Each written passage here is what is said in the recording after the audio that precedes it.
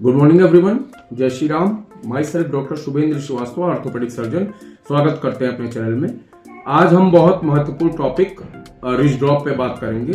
Wrist drop एक ऐसी medical condition है, एक ऐसी परिस्थिति है जिसमें कलाई और उंगलियां, जो मेटाकार्पोफेरेंजियल जॉइंट है, उसका एक्सटेंड नहीं हो पाता है। और इसका कारण, मुख्य कारण जो है वो रेडियल नर्व की पैरालिसिस होती है।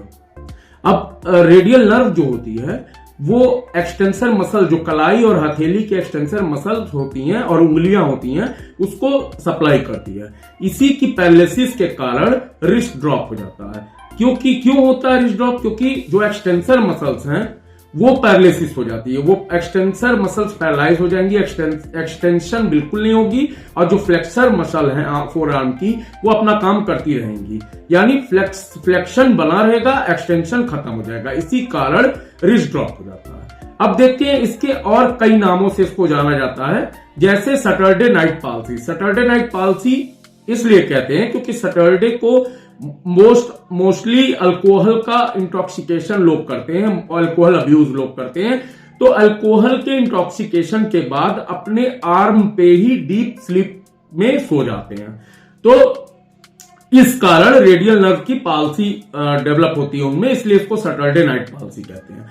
अब इसको दूसरा, इसका रेडियल नर्व पाल्सी कहते ही हैं, इसको मस्कुलो स्पाइरल नर्व पाल्सी या क्रच पैरालिसिस कहते हैं। क्रच पैरालिसिस बहुत लंबे समय तक बैसाखी यूज करने के कारण, बैसाखी लेके चलने के कारण ये रेडियल नर्व की पैरालिसिस होती है, इसलिए इसको क्रच पैरालिसिस भी कहते हैं। अब बात करते हैं इसके कारण की, कॉजेस में पहला स्टैब वुंड, मतलब सीने में चाकू घोंप देना, या क्लेविकल, ये जो क्लेविकल बोन आप लोग देख रहे हैं, इसके नीचे चाकू का घोंप देना, ये इसका एक कारण हो सकता है।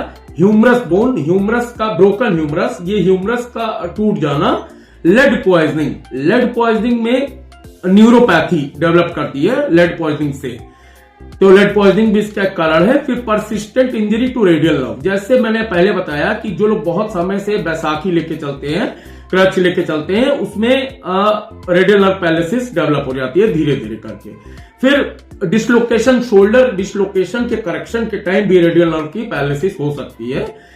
फिर बात करते हैं इसके टाइप्स की। टाइप्स में इसमें रेडियल नर्व लीजन पहला टाइप है, दूसरा पोस्टीरियर इंटरओशियस नर्व लीजन, तीसरा C7 C8 सर्वाइकल 7 और सर्वाइकल 8 वर्टिब्रा का लीजन, फिर कॉर्टिको स्पाइनल लीजन का होना। ये सब इसके टाइप्स हैं। इसका एक और बहुत कारण देखा गया है बहुत आम तौर पे कि हाथ, हथेली, हैंड और आर्म में न्यूरोपैथी का डेवलप करना, जैसे रूमेटॉइड अर्थराइटिस के पेशेंट्स में न्यूरोपैथी डेवलप हो जाती है, ये भी इसका एक कारण है। अब बात करते हैं इसकी डायग्नोसिस। तो डायग्नोसिस में हम नर्व कंडक्शन वेलोसिटी स्टडीज करेंगे। तो क्यों करेंगे? क्योंकि हम रेडियल नर्व की पैरालिसिस को रीड करने के लिए और कंफर्म करने के लिए कि रेडियल नर्व पैरालिसिस को कंफर्मेशन के लिए हम नर्व कंडक्शन वेलोसिटी स्टडीज करेंगे। अब दूसरा करेंगे, एक्सरे करेंगे। तो एक्सरे में हम बोन स्पर देखेंगे। स्पर का मतलब एक कांटानुमा हड्डी का ग्रोथ हो जाना, अलग से एक कांटानुमा हड्डी का ग्रोथ हो जाना, इसको स्पर कहते हैं।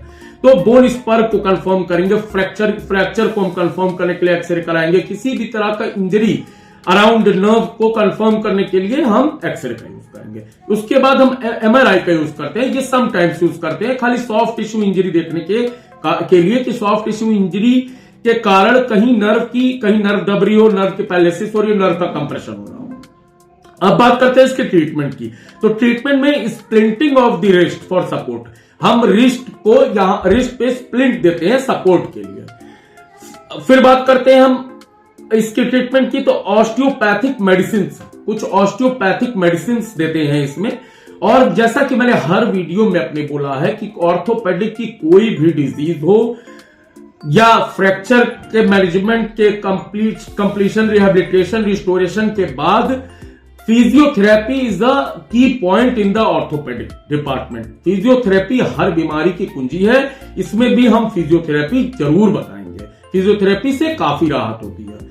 उसके बाद हम बात करते हैं ट्रीटमेंट में ऑक्यूपेशनल थेरेपी। ऑक्यूपेशनल थेरेपी जैसे मान लीजिए लेड जो मजदूर या जो कर्मचारी लेड फैक्ट्री में काम करते हैं, जिनको लेड पॉइजनिंग के कारण न्यूरोपैथी डेवलप होती है नर्व की, तो उनको यही सजेशन देंगे कि वो लेड पॉइजनिंग से बचें और छुट्टी लेके रेस्ट करें, अपने घर पे रहें, लेड पॉइजनिंग से किसी भी परिस्थिति में लेड पॉइजनिंग से बचें, जिससे उनको नर्व की न्यूरोपैथी ना डेवलप हो। अब बात करते हैं अंतिम last option, surgical treatment. Surgical में हम, जैसा कि मैंने पहले बताया कि एक्सरे में हम बोन स्पर देखते हैं। बोन स्पर जो कांटानुमा हड्डी का बढ़ जाना, उसको बोन स्पर कहते हैं।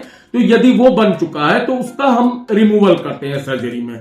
और यदि कोई ऐसा एनाटॉमिकल डिफेक्ट है, ऐसा कोई डिफेक्ट है जो नर्व को कंप्रेस कर रहा है, नर्व को दबा रहा है, उस चीज को हम सर्जरी के द्वारा रिमूव करेंगे।